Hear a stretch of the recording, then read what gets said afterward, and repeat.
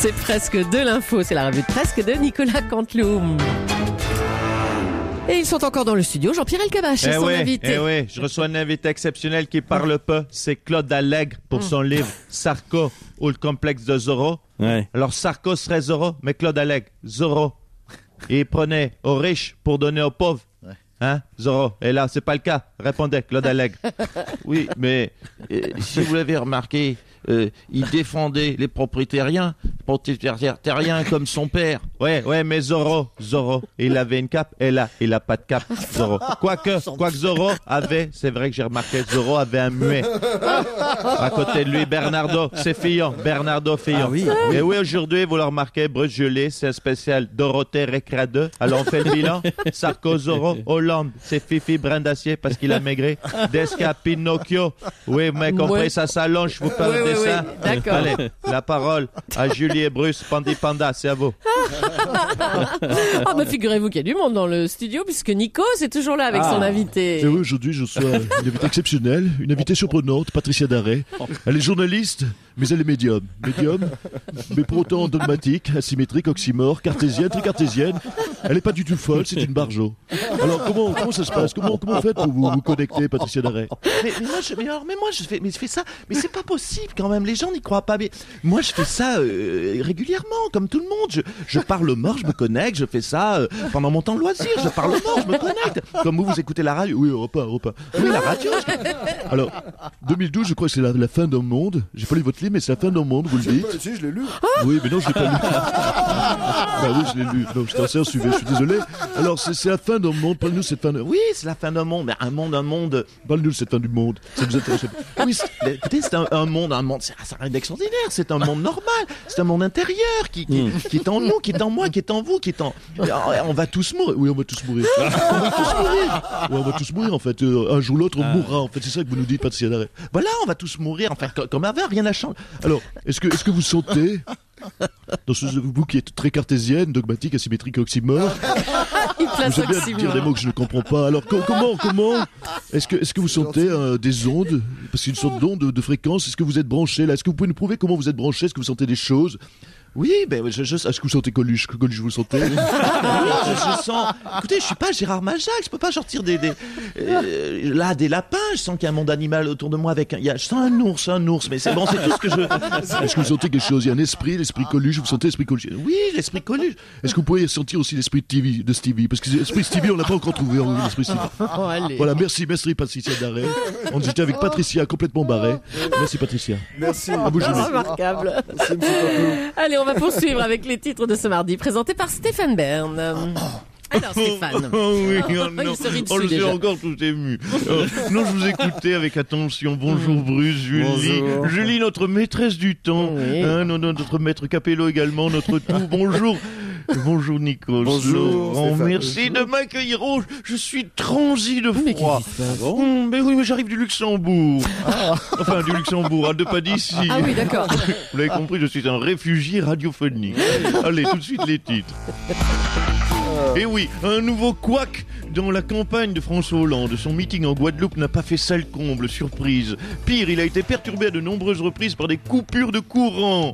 Décidément, Nicolas Sarkozy est le président du CAC 40 et François Hollande le président du Couac 40. C'est drôle le Couac 40. Ah bah c'est irrésistible. Ah, c'est mon jeu de mots. Ah mais si, il commence à me rire dessus. Allez, scandale. Le site internet Starlight proposait des tickets pour le concert des Enfoirés à 249 € alors qu'il ne coûtait en vrai que 65 €. Pire encore, Starlight vendait sur son site internet un dîner au Resto du Cœur 120 € par personne. Ah oui, là vraiment, ça va finir par se voir. Là, tout Médecine, hier soir, France 3 diffusait un documentaire bouleversant sur les greffés du visage.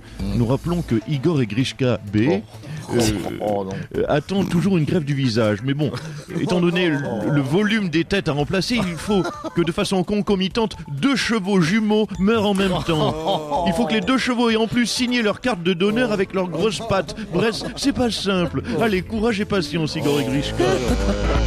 Et puis politique, un événement. Hervé Morin vient de proposer une mesure choc pour relancer sa campagne. Repasser aux 35 heures. Au 37. Aux 37 heures, pardon, les 37 heures. Oui, la proposition c'est 37 Oui, heures. c'est Et ça. déjà l'effet s'est fait sentir, ma chère Julie, immédiatement sur les sondages, puisqu'il passe de moins 0% d'intention de vote à plus 0% d'intention de vote.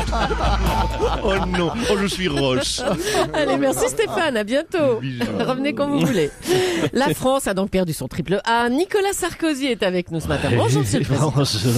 Alors, la gauche et vos adversaires en général disent que votre bilan ne sera pas facile à défendre.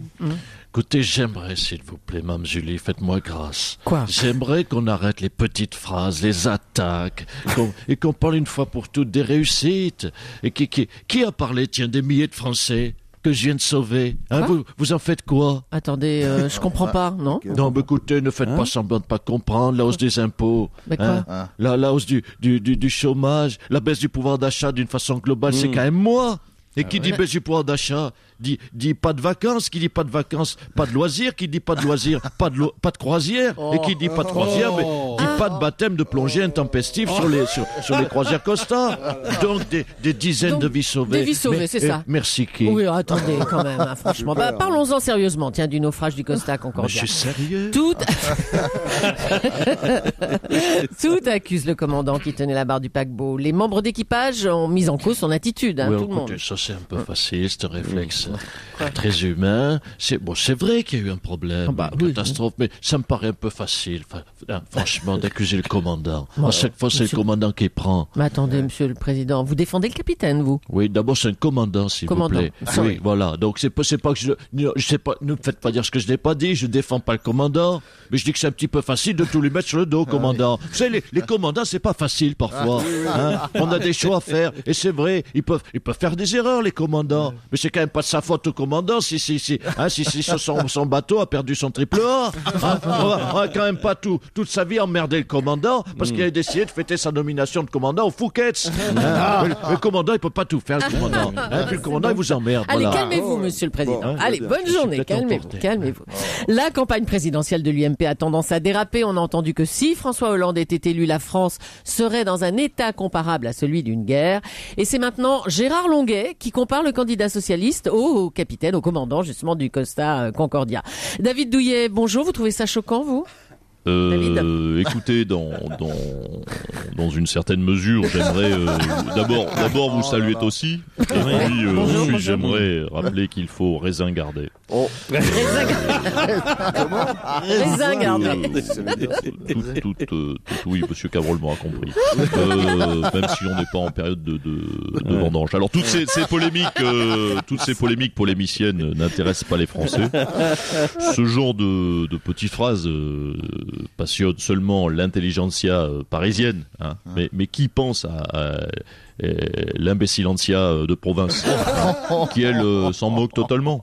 Alors maintenant, pour ce qui est de François Hollande, c'est vrai que pour ce qui est de François Hollande, les mots ont un sens et qu'on ne peut pas le comparer au capitaine ou au commandant du Costa Concordia. Ah, vous trouvez ça excessif? Non, je trouve ça pas assez. Pas assez. Bon Oui. Comment S'il ça faut, écoutez, s'il faut comparer François Hollande, c'est plus à un autre personnage socialiste, d'envergure nationale, je dirais même national socialiste, Adolf Hitler. Bien sûr. Si. Et puis vous l'ignorez peut-être, mais bon, je veux rester objectif. Tout le monde le sait. François Hollande, en tout cas dans le milieu, mange des petits chats morts. Oh, écoutez, ne recommencez pas avec François Hollande, allez. Si, il mange il faut le dire aux Français, il mange des petits chats morts, voilà. Et encore, je ne dis rien sur ce que je sais concernant les joggeuses qui sont enlevées régulièrement, assassinées et violées dans nos forêts. Mais c'est fini, oui, David Douillet, allez.